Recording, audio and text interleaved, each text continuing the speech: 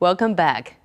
At the time of the Eastern Han Dynasty, some 2,000 years ago, a group of scholars successfully petitioned the emperor to have the 7 Confucian classics carved on stone.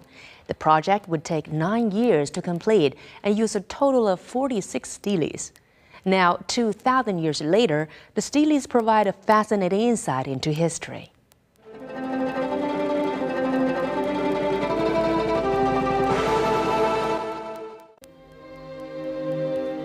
One day, in the early part of the 20th century, when the country was in the grip of warfare, a group of farmers gathered on a deserted plot of land in the village of Zhujiagedang in Henan province.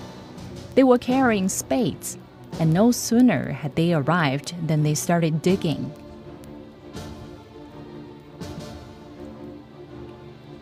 Elsewhere, their progress was being followed by antique dealers across the country. They were looking for a stele, and as soon as they found it, the dealers flocked to Zhujiagedang.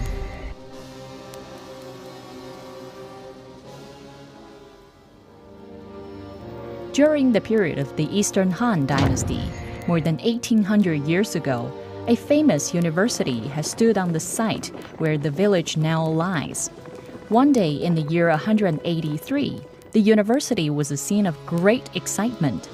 In turn, they stopped before 46 carved stones, sometimes writing something down, sometimes reciting something. These stones were known as the Xiping Stone Classics. In the ancient past, before printing was industrialized, scholars were obliged to make personal copies of texts for the purpose of learning them. Inevitably, they made mistakes during the copying process. So, in the year 175, several leading Eastern Han Dynasty scholars suggested that the Confucian classes should be inscribed on steles, and these would serve as the standard version for teaching university students. It took 9 years to complete the project. The steles were erected in what is today Zhujiagedang village. Collectively, the pieces were known as the Xiping Stone Classics.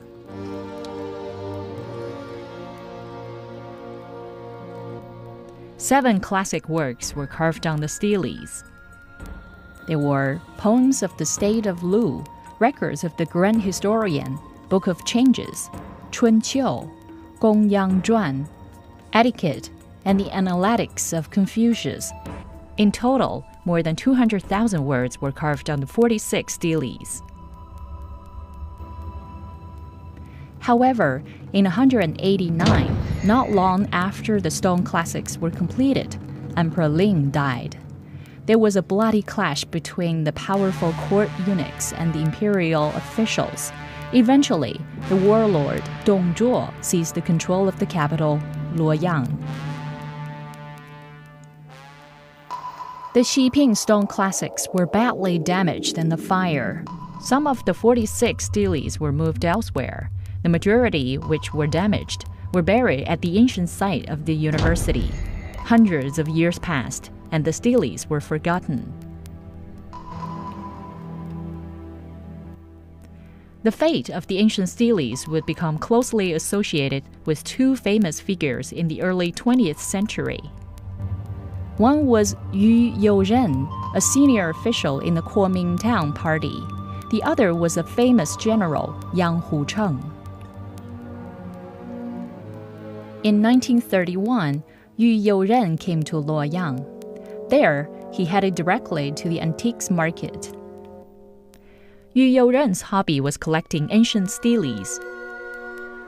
He had come to Luoyang after hearing that several of the Xiping Stone Classics had been unearthed.